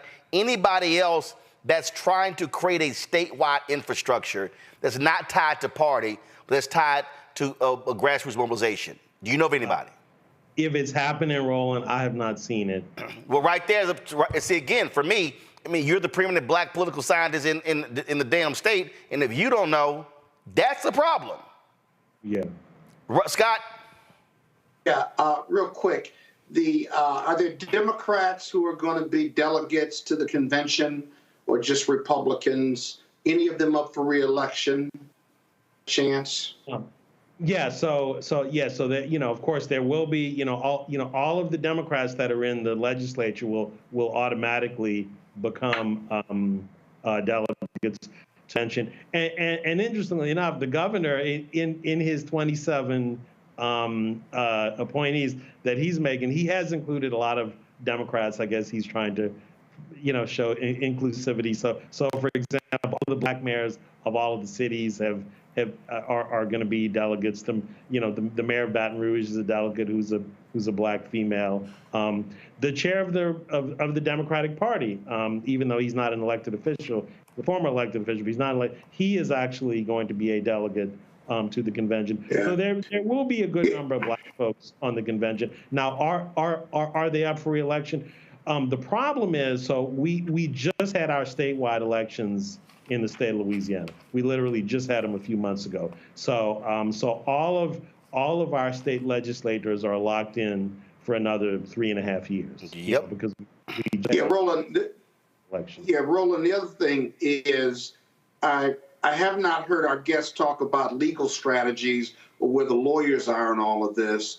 Have you heard of any legal strategies or talk to the lawyers for civil rights and economic justice or groups like that about how to slow this train down through the court system? Well, but before Robert asked that, what you have seen, you've seen the NAACP LDF was really taking the lead on the couple of things. One, the congressional creation of the second congressional district. That was that battle. You also, of course, have the battle going with the creation of the second Supreme Court position as well. And so that's where a lot of the legal stuff. Now, in terms of the Constitutional Convention, I haven't heard any groups targeting that. But Robert, go ahead. Well, okay, so yeah, so right now, of course, most of our civil rights lawyers are tied up with the federal legislation trying to create a second black congressional district, and that's a very hot issue right now. That's there was a filing this morning on that for the circuit. So that's what most of them are concerned with right now. Now, as far as trying to stop the Constitutional Convention, I think what you're going to see there, we haven't seen any lawsuits yet because they don't know exactly what the legislation is going to look like. It's in the House right now. It's going to the Senate. Now, once it passes the Senate and then it gets signed into law, that's when the civil rights lawyers will take a look at it. And if it looks like anything is in there that's going to be disenfranchising to black voters, then I'm sure they will take action then. So to answer your question, I do expect there to be some legal activity. I do expect some lawsuits to be filed. It's just that they're waiting to see what the final form of the legislation is going to look like, what the final organizing call of the Constitutional Convention is going to look like, and then they're going to go ahead and they're going to file their lawsuit. So I think lawsuits are coming. All right, Dr. Robert Collins, always a pleasure. I certainly appreciate it, man. Thanks a bunch. We'll keep happening what's there. But again, it's way too many black people in Louisiana for us not to be a significant player because we're not exercising our power as a collective group. Yeah. 1/3 of the population. 1/3 of the nation. Ah, sad. All right, Doc, I appreciate it. Thanks a lot. Thank you, Roland. Thank you. All right, folks, when we come back Monday, Vice President Kamala Harris is in Detroit. She talked about debt relief in a couple of areas. A lot of folks not paying any attention to it. So for all the people who say she's not doing anything, I got something to say about that. We'll be right back on Roland Martin Unfiltered on the Black Star Network.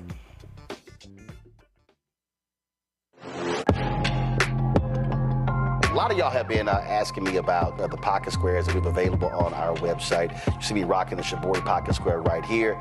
It's all about looking different. Now look, summertime is coming up. Y'all know, I keep trying to tell fellas, change your look, please. You can't wear athletic shoes every damn wear. So if you're putting on linen suits, if you're putting on some summer suits, have a whole different look. The reason I like this particular pocket square, the Shabori, is because it's sort of like a flower and looks pretty cool here versus the traditional boring silk pocket squares.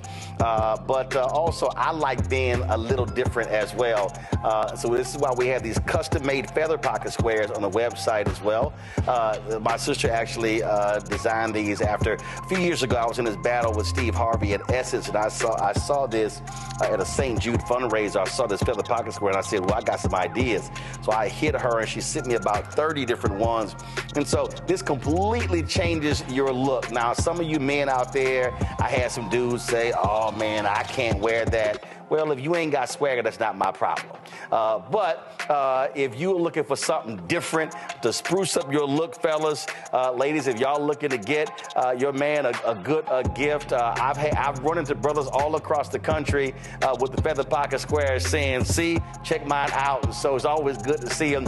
And so this is what you do. Go to RolandSMartin.com/pocket squares. You can order Shibori pocket squares or the custom-made pocket squares. Now, for the Shiboris, we're out of a lot of the different colors, and I think we're down to about 200 or 300. So you want to get your order in as soon as you can, because here's what happened. I got these several years ago, and the Japanese company signed a deal with another company, and I bought them before they signed that deal, and so I can't get access to any more from the company in Japan that makes them. And so get yours now. So come summertime, when I see y'all at Essence, y'all could be looking fly with the Shibori pocket square or the custom-made pocket square. Again, RolandSMartin.com/pocket squares. Go there now.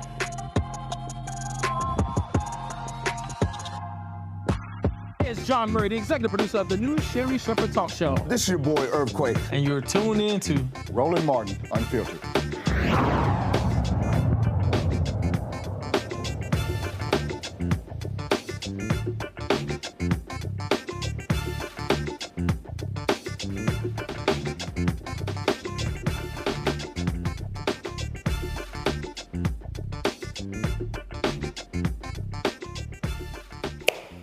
So Monday, I was in Detroit with Vice President Kamala Harris for the second leg of her economic empowerment tour. There were a number of things that she talked about at the Charles Wright Museum for African American History, but I think a couple of things got overlooked by a lot of folks. Play it. We have also focused on removing obstacles. One big obstacle to wealth building is debt. While an issue for many people, Black Americans are twice as likely to have medical debt and more likely to struggle to repay student loan debt. For anyone carrying debt, we know it is much more difficult then to save for a house, to grow a small business, to build intergenerational wealth. And it just plain makes people feel like they can never get ahead.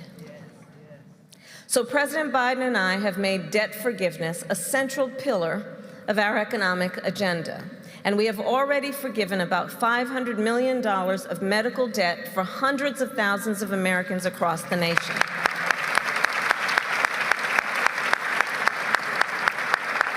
And in Wayne County, Michigan, we will forgive an additional $700 million of medical debt for as many as 300,000 people.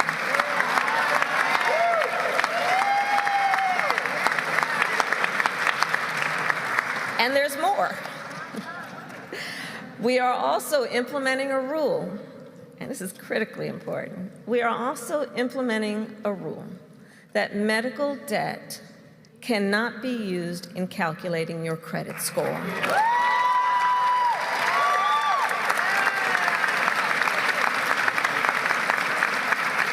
Which means medical debt cannot be the reason someone is denied a car loan, a home loan, or a small business loan.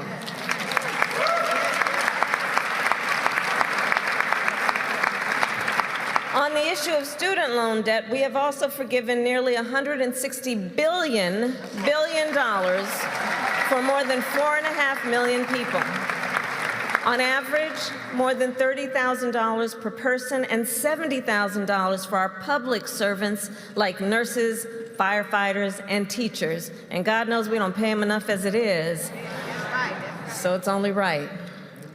And please, to everyone here, all the leaders, help us get the word out. On the student loan debt issue, your student loan debt can be forgiven even if you didn't graduate.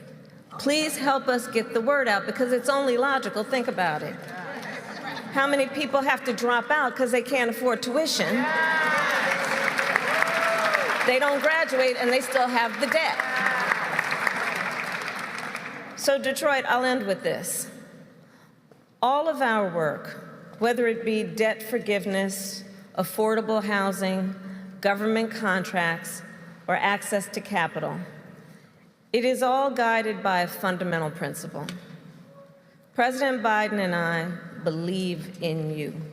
We believe in the people of our country. And so we believe that it is a great return on the investment to invest in the people of America and to invest, as we have discussed today, in your business, in your financial security, and your wealth. And this approach is working. Since taking office, we have seen record Black small business growth, and we have created more than 2.5 million new jobs for Black workers. And since 2019, Black wealth is up 60%. So President Biden and I are clear. These are not only our accomplishments, they are yours. It is the result of your drive, your creativity, and your power. And so I'll end with this, Detroit. Together, let us continue to invest in the ambition and aspirations of our people, of the American people. Together, let us continue to help folks create wealth and achieve financial freedom. And together, let us continue to build a nation where every person has the opportunity to compete, prosper, and thrive. Rebecca, I was on the Earn Your Leisure YouTube channel, and they were discussing, they of course were asking questions of her last week. And it was stunning to me to look at the comment section and the sheer ignorance of these people. Oh, she's a failure. She's awesome. She's awful. She don't care about Black people. Biden and Harris, it's the same old, same old. They not doing anything.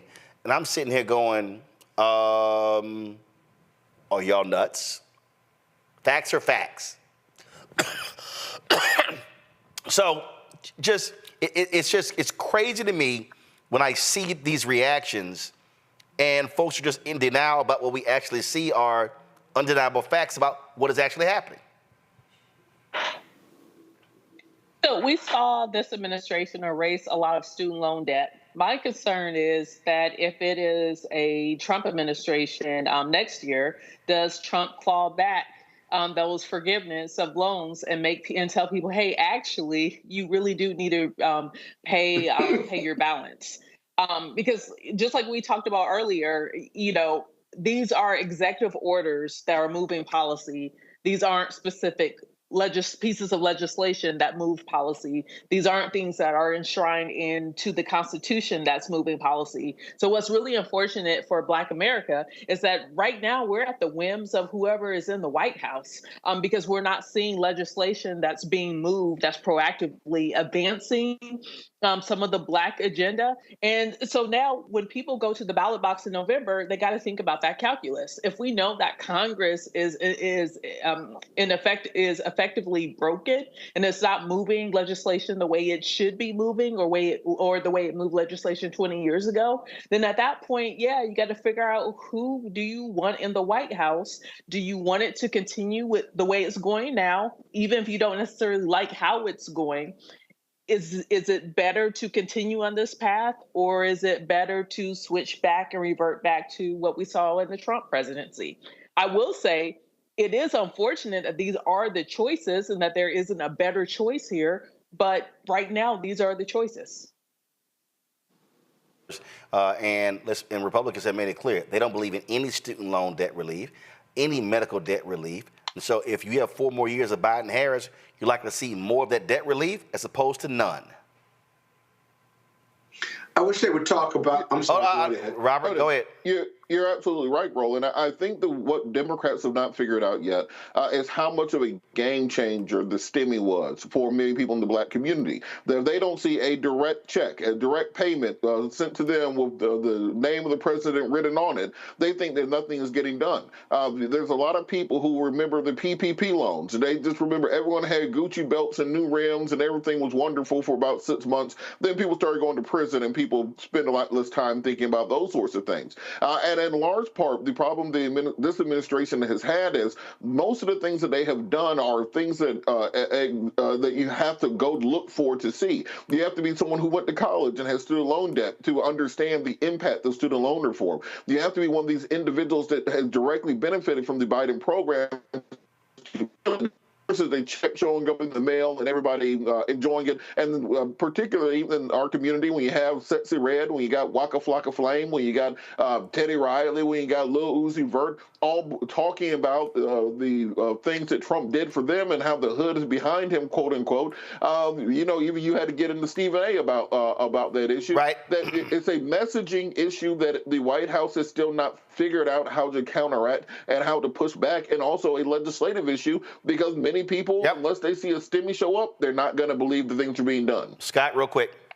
Yeah, just the whole messaging issue. That's enough for anybody to vote for the administration. And, this is the first time I've even heard about it. I wish they would tie their messaging and the elimination of medical debt and student loan debt to how that impacts America's economy and makes the economy stronger. I wish that would be a dual message. All right. Let's talk about Arkansas. An Arkansas judge ruled high school teachers cannot be disciplined or prevented from teaching topics regarding critical race theory. The Republican-led Arkansas legislature passed the Literacy, Empowerment, Accountability, Readiness, Networking, and School Safety Act, long-ass title, known as LEARNS Act. The law will prohibit public schools from teaching diversity, equity, and inclusion and critical race theory. Joining us is David Hinosa, Director of the Educational Opportunities Product of the Lawyers Committee for Civil Rights Under Law. So, David, okay, so they passed this. What now? I'm sorry, what was that again? What now? They passed it. What now? Yeah, they passed the LEARNS Act, and teachers and students, brave teachers and students, stood up against the great state of Arkansas to slap that law back down and put the state back in its place. The state said, you can't teach CRT, you can't teach related ideologies in classrooms because that's a form of indoctrination. And the court, and it was a federal court that we were in front of on a motion for preliminary injunction just last week, issued its decision today, finding that he was going to partially enjoin this state law, this certain provision of the LEARNS Act, and allow teachers to go back to doing the great, honest, and accurate teaching that they have, both of past and present day discrimination, among so many other topics that students deserve to be taught about, but were prohibited because of this terrible law. So how much of the law gets invalidated? Or is it all of it or parts of it? So here's what's interesting about this law and the case. So just last fall, the state said, well, under this law, we have to stop indoctrination and CRT. And we see the AP African American Studies course, which is in its second year of being a pilot course, across the country. And they say, well, we're going to de-designate this as an AP course because we think that some of these topics like resistance and resilience and intersection and identity run afoul of this, and we need to further investigate this, right?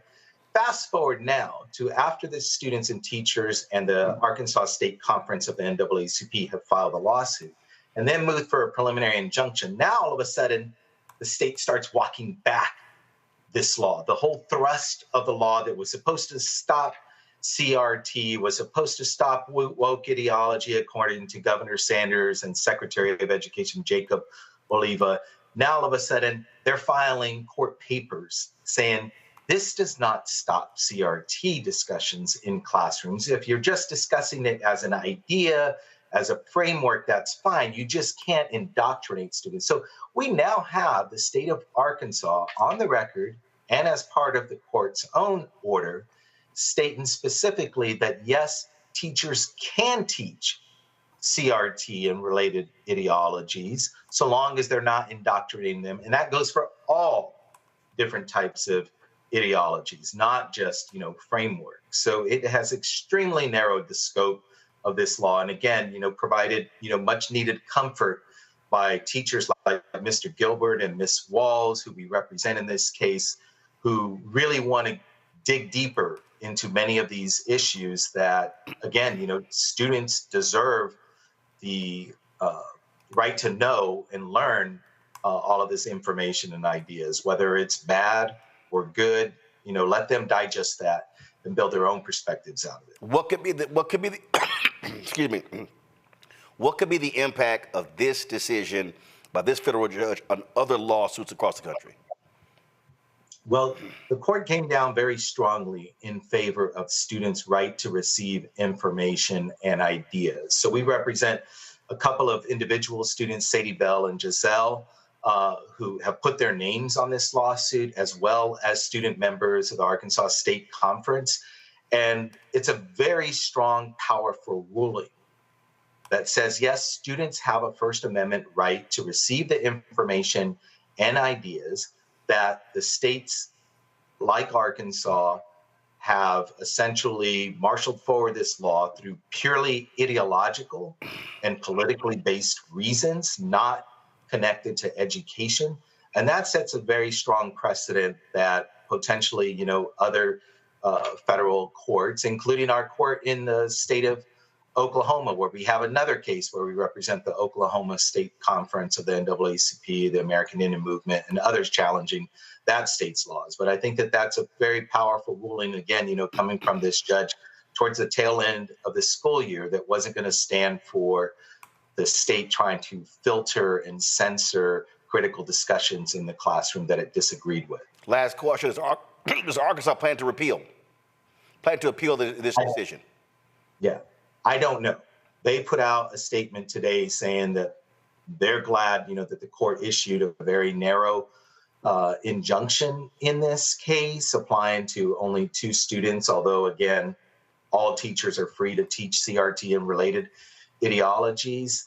You would not think that they would want to appeal that particular decision. They'll probably be moving forward for motions to dismiss. But frankly, we feel the one thing that they need to do is get the word out to its teachers all across the state about how narrow this law really means, because all we have is the hot air rhetoric from Governor Sanders and others in state leadership saying what this law meant prior to these lawsuits. We now need them to correct themselves on the record. All right, then. David Hinosa, we appreciate it. Thanks a lot. Thanks so much. All right, that is it for us. Let me thank Scott. Let me thank Rebecca, Robert as well. Always a great conversation. And I'm quite sure after the show, Scott's going to go brush up on constitutional law when it comes to voting. No, that was a good discussion. I deeply appreciate it, especially coming from a non-lawyer like you. You convinced me of your one argument, but the broader argument, I was right about overall. So God bless you, Roland. Okay, nice try. Nice try. Nice try. That's your way of saying, damn, that boy can read. Robert, go ahead. A budding lawyer. Budding lawyer friend, I call you. Just to remind people, early voting is going on in many states around the country, so make sure you check the early voting dates. We have an election coming up in Atlanta, May 21st. Make sure you're registered. Make sure you vote. Same thing with Maryland coming up. Last day of early voting is there tomorrow. Find out about your candidates. Make sure you're getting out there and vote. And donate money to candidates. The other side of the aisle, did you give my money? Hundreds of thousands. I did not. I will after the show to make sure. I better get a thank you note, because I gave you a nice piece of change. I can't even vote for you. I did. Yes, I gave Roland some money last month, too. I didn't get a thank you note from him. Hold up. Hold up. You gave some. Wait. Hold up. Hold up. No. See. They sent me an invoice. Wait a minute. Hold up. Let me see right here. See, when somebody start running their mouth, see, I keep receipts. I did. Hold on. I'm checking. Thank you note. I'm checking. He sends me an invoice. I'm sorry. You gave money when? I gave money last month. No question. I ain't got no reason to lie. Henry, go to my iPad. Yeah, go to your iPad. So, as y'all see right here, I don't see nothing where it says Scott gave money. If you sent me an invoice, it got paid. Those people you looking at right now, you didn't send them an invoice. No, I see. All these emails say Scott Bolden. I'm just saying. I'm just saying. I don't see no invoice where it says Scott. Where it says Scott gave some money. Stop rolling. Okay. No, I'm just saying. If you're giving everybody else money, I feel left out. If you gave Roland money, I don't see nothing. Money. Hey, Rebecca, you got to run for something. We need to do the arena. Hold on 1 second. hold on. Henry, don't show it yet, because I don't want sir, no, not saying I don't want certain things shown. I don't want certain things shown. But let's see here. Is his name on it? Is his name on it? I'm checking. So I just discovered this here. So I'll go ahead and give. So Scott actually gave some money. Scott actually gave some money. That's a lower amount than he gave 2 years ago. But he gave some money. See, he lost the bet. See, y'all, about 2 years ago, Scott lost the big bet, and so he had to pay up. He was running his mouth, and he didn't think I heard what he said. Then I held him to it. Thank you. So say thank you. That's all you got to say. Say thank you, Scott. So let me say this. Scott, hold up. I'll say it. Scott, I appreciate you making a donation to the show after I paid you some legal work. So I appreciate that. So that's you returning some money back to the show based on some legal work that I paid for. No. I gave you. You can't say I ain't thank you. And I give Scott an unequivocal thank you. Thanks, Scott. See, told you. Robert, you checked? Robert, you checked? You got to make sure. See, it said Allen. I was looking for Scott. It said Allen on it, so I had to make sure. Yeah. Oh, no. That's my government name. That's my government name. You know his name is Aloysius. All right, then. All right, y'all. We out. I appreciate it. Thanks a bunch. And for all of y'all who watching the show, don't forget, listen, our target goal is very simple. Target goal is to get 20. You know, some of these people are so dumb, they don't even understand fun. Some fools say on the YouTube, Roland is narcissistic. Fool, it's called levity. Learn to laugh. It ain't that damn hard. All right, y'all. So first of all, let me see here. Make sure we got 1,000 likes. All right, YouTube, y'all lacking. Why we got 868 likes? Okay, y'all got 2 minutes to get us to 1,000 likes. Y'all been running your mouths, making all these comments, but y'all ain't hitting the like button. Y'all need to hurry up before I get done.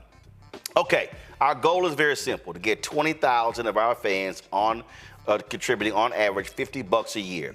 That's $4.19 a month, 13 cents a day. That's supporting this show. That's supporting shows from our other weekly hosts. We've got a couple of other shows that we want to launch in the pipeline. We're fighting the battle. I've been meeting with Group M, Publicis, Horizon, trying to get OMD on the calendar. We've got we locking out meetings with Coca-Cola, Procter & Gamble. Doing some work with General Motors. We got, of course, our partnership with McDonald's. And so we're trying to expand our roster of advertisers. We're working on it, but your support is absolutely critical. If you want to see the kind of critical work that's important, hey, support us. Send your check and money order to P.O. Box 57196, Washington, D.C., 20037-0196. Cash App is $RM Unfiltered. PayPal are Martin Unfiltered. Venmo is RM Unfiltered. Zelle, Roland at RolandSMartin.com, Roland at RolandMartinUnfiltered.com. Also, you can download the Black Civic Network app, Apple phone, Android phone, Apple TV, Android TV, Roku, Amazon Fire TV, Xbox One, Samsung Smart TV. Shout out our donors. These are the folks who have given during the show to Cash App. Claudia Douglas Smith, we appreciate it. We also have Talisa Slayton, Leon Wilson, Marlon Blackman. We also have Pamela Stardust. Keep the slate up. Host to give. Faika Munira, Yolanda, Terrell Foster. Also, Amani Woods, Bernadette McDonald, Shafar Flowers, Christopher Lee, Juanita Irvin, Denise Montgomery, Dwayne Collins, Cherry Jackson, Rachel Jones, Connie Beasley, Catherine Fuqua, Wheelchair Ability, Patricia, Sheila Artist, Letitia White, Lloyd Wright, Lloyd Beasley, Veronica Jackson. So I want to thank all of you to supporting our show. Folks, we certainly appreciate it. Thanks a lot. Y'all hurry up, YouTube. You got 4 more before we hit 1,000, then I'm going to go. We're at 996. What's taking so long? For y'all, hit the like button. We hit 1,000. That's our target goal every single show. So y'all come on, hit the like button. Let's go. Don't forget, also, get White Fear, how the browning of America is making white folks lose their minds. available at bookstores nationwide. Let's put the graphic up. Let's go. Right here, right there. Download the audio version on Audible. Also, we do not have a lot of copies left. Today, I mailed 135 copies of my book, The First. We got 500. Once we're out, there's no reprinting. You're not going to find them anywhere else unless somebody resells it. And I'm personally autographing every single one of the copies. And so it's $10. Actually, I'm going to have to change the shipping and handling because, man, did the post office go up since the last time I mailed books. But y'all, so if y'all don't, so here's the deal. That shipping and handling going to go up to $7.99. Post office was high as hell. So if y'all want to get that cheaper shipping and handling, y'all better order that book right now because tomorrow it's going to be $7.99. I personally was at the post office for 2 hours shipping out those 135 books, and I was like, man, shipping and handling is now high from the post office. Anyway, get The First, RolandSMartin.com/The First, and of course, be sure to get the Pocket Squares, RolandSMartin.com/The Pocket Squares. All those proceeds go right back into the show. That's it for us, folks. Shout out to my Houston Astros. Kick the Yankees' butt tonight because I'm tired of hearing Mark Thompson's mouth. All right, y'all. I'll see y'all tomorrow. Holla! Black Star Network is here. Oh, no punch! I'm real revolutionary right now. Thank you for being the voice of Black America. All momentum we have now, we have to keep this going. The video looks phenomenal. See, there's a difference between Black Star Network and black-owned media and something like CNN. You can't be black-owned media and be scared. It's time to be smart. Bring your eyeballs home. You dig?